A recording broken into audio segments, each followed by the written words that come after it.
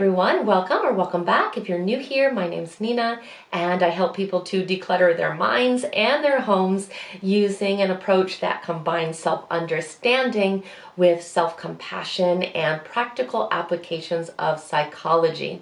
So if this is an area where you feel that you may need a little bit of support, please take a moment to subscribe. We definitely want you to stick around. So today we're going to be talking about the incredibly frustrating cycle of clutter and mess coming back. Now, over the past few years, I've probably gotten hundreds of emails, all basically asking the same question, which is that I've managed to get everything cleaned up, I got everything cleared out, yet within a few weeks or a few months, my house was a complete disaster again. Everything is cluttered and disorganized. What am I doing wrong? I feel like a failure. Now, firstly, if this is something that you identify with, I want you to know right away that you are not a failure, and this is something that you can 100% change, even if it's something that you have tried for years and years and years to fix and it just hasn't happened and you've kind of given up. Please know that it is possible to change. I am living proof of that. I have told my story many times in different videos, but basically it boils down to my house used to be a complete disaster. I struggled with mess and disorganization for years and years and years, and I was able to fix the problem. So there is absolutely hope. Now, there really are a million different things that can contribute to mess and clutter. Some of these things are in our control, and some of these things are not in our control. Some of these things are practical, some of these things are external, and some of these things are really psychological. And it's important that we learn to identify these challenges because we need to understand what's going on in order to have a truly holistic approach. And this is true for any problems in our life, not just the ones that have to do with clutter and disorganization, but any problem. We have to understand the root. We have to understand what's really going on before we can have a viable solution to that problem. Now, if this is something that you really aren't able to easily identify or maybe haven't really given a lot of thought to, I'm going to go ahead and link down a full playlist in the description box below. I have many different videos that can help you to specifically identify these challenges, because this is really where we need to start. But unfortunately, just having this knowledge is not going to automatically solve the problem. There's still a lot more that needs to happen. So let's say, for example, instead that we were trying to lose weight and we identified the reasons for us gaining weight to be that we weren't eating very well, we weren't exercising, and that we weren't making our physical health a priority.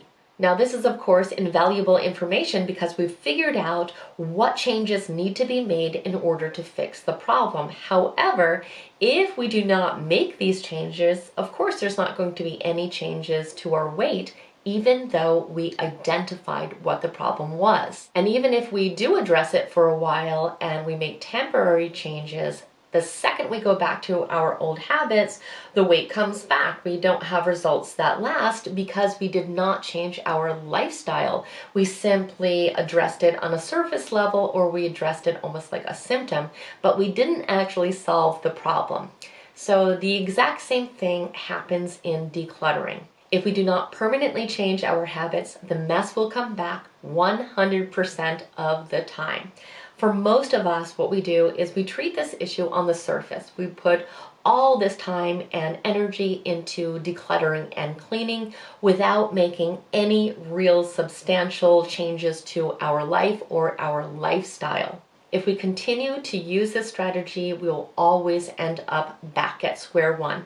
I have had clients hire people to come in and clean and declutter their house, which costs thousands of dollars, and still they end up at square one. So of course it's easy to see why we can start to feel hopeless, we can feel depressed because we feel like we are watching ourselves fail. We feel like this is a situation that could never really be fixed, which again, of course, is not the case, but we can absolutely feel that way.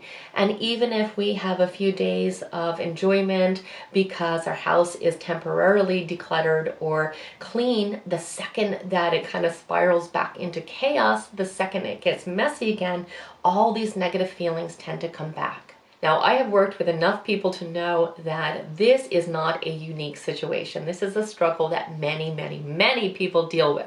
So please, if you are feeling shame, if you are feeling defeated, please know, again, that this is something that can be fixed, but it has to be fixed by changing our habits. There is no other way. And not just our physical habits, but our mental habits, our identity even. We can't continue to tell ourselves that we are hopeless and that this is never going to happen for us, because that is not true. We have to start with the belief that we are a capable person that can successfully tackle this issue. Transformation in this area or in any area of our life is always possible when we change our behavior and our habits. And when we don't know how to do this, what ends up happening is we simply blame ourselves, when in reality, probably our whole lives, we've been reinforcing the opposite behavior. So it comes down to training ourselves to be able to do things differently. Most people put all this pressure on themselves because they operate under the belief that just because they want to change an area of their life, just because they identify a problem, that the next day they should be automatically able to follow a new routine and follow a new habit, and to be able to automatically change their life just because they want to. And of course, change is absolutely possible. We are just not going about it in the right way. Now, the only way that we can change our habits is to change our routines, and to take these routines and practice them over and over and over again until they replace the old habit. Because what is a habit? A habit is something that we do without thinking. It takes no effort. It's what the body wants to do, because the body always prefers to go on autopilot. It always prefers to do something in exactly the same way that it's used to, even if it's not the best thing for us. So we have to kind of override our systems by taking our old routines, replacing them with new routines, and repeating them again and again and again. And eventually, these routines do become habits. Our body and brain will always prefer to do something that is habitual. It creates that comfort for us. It is familiar to us. So we are going to experience a lot of resistance while we are trying to change these routines. We have to kind of, again, override our system to, instead of throwing a towel on the floor, putting it on a hook every day. It seems like such a simple thing, but we are fighting against our regular routine, which used to be throwing the towel on the floor. And we have to do it enough times for it to actually become that habit. So it may take several weeks of us consciously taking that towel and placing it on the hook before it happens automatically. But when it happens automatically, and eventually it will, because our body will start to prefer this routine because it becomes more familiar and is going to want to do that comfortable thing, then we know we have formed an actual habit. And this is why so few people actually change their lives in any capacity, because they fail to realize that we must go through the full cycle of changing our routines before we can develop new habits. And there is no way to change our lives without changing our habits. And we have to be ready for our body and our brain to give us 100,000 different reasons why we should go back to the status quo. It's going to try to talk us out of doing this behavior change, but the funny thing is, eventually it's going to feel uncomfortable to go to the other way. And again, that is when we know that real change has been made in our life. So how can we really help ourselves out and help ourselves to have these habits and routines actually stick? Well, I think the first thing that we have to realize is that we cannot split our focus in 100 different areas. I know for many of us, when we get excited to clean and to declutter, we have this feeling that we want to tackle everything at once. And maybe we can have enough motivation to initially clean and declutter the whole house, which is a wonderful place to start because we feel like we have a fresh new page. Doesn't happen for everyone. But either way, we can remember that we can't think about changing our habits in 1,000 different areas at once. We have to really kind of focus on a few small areas. And once we really understand this, we can move on to making these changes. Now, a few months ago, I made a video about a healing and realistic approach to cleaning and decluttering, in which I talk about my 3 promises strategy. And this is what I am going to suggest for you right now.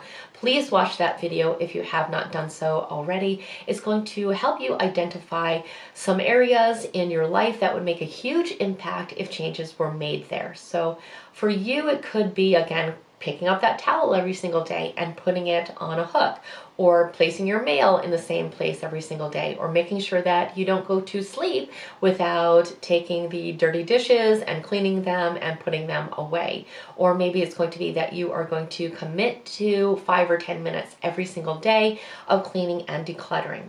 But I have found that if we try to commit to more than 3 behavioral changes, then people tend to feel completely overwhelmed. They don't actually follow through with these things, and they are again at square one because they do not believe that they can make these changes.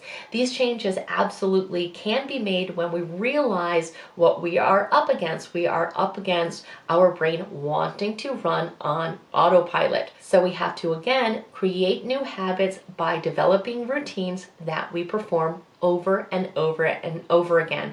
And we do not add any new routines until all of these things are genuinely habits.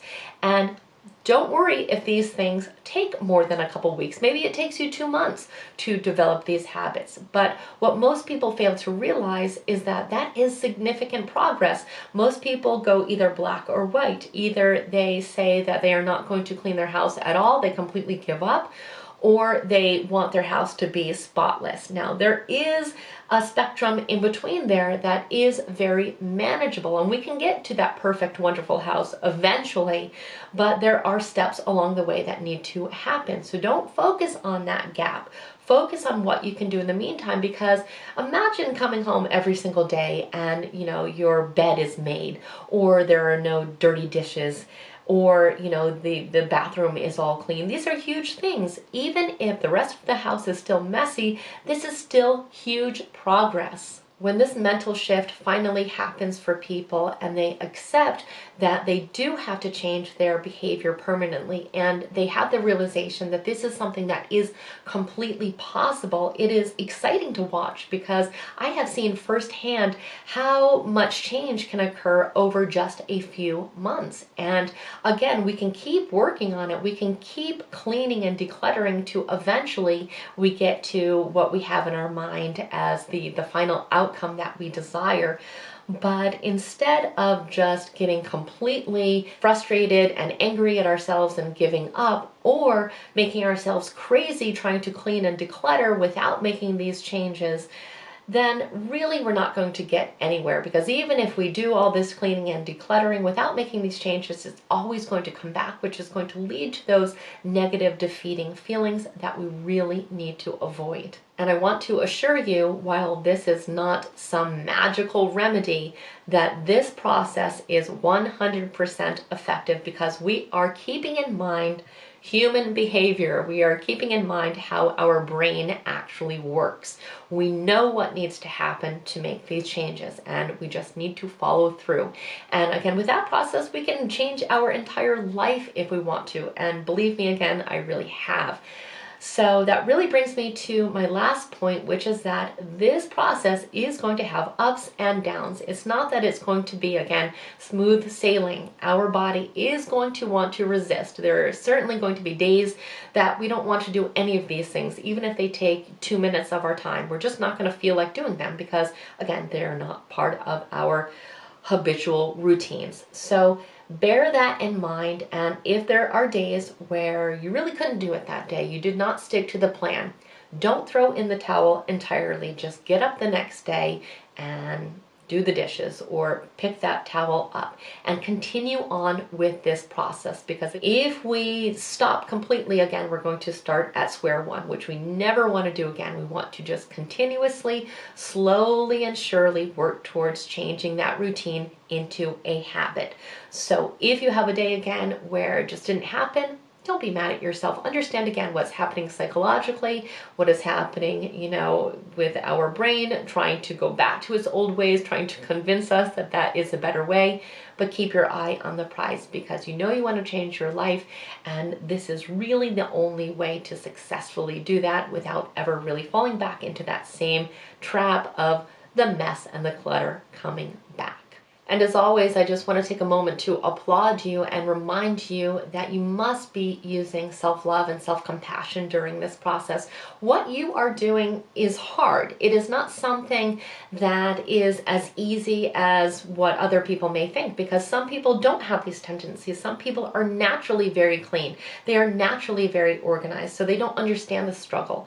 But I understand the struggle, and that's why I know that we have to be self-compassionate, we have to be self-understanding, we have to be loving with ourselves. We can't, blame ourselves and think about all what we perceive as past mistakes. We just need to continue to go forward in this process. And if we do this, if we implement this strategy with a sense of self-love and self-understanding, I promise you, in a couple months, your life is going to be completely different. So I truly hope this video was helpful to you. If it was, please like it, share it with anyone else who may need the same type of support. And I want to thank you so much for spending time with me today. I hope the rest of your day is absolutely extraordinary.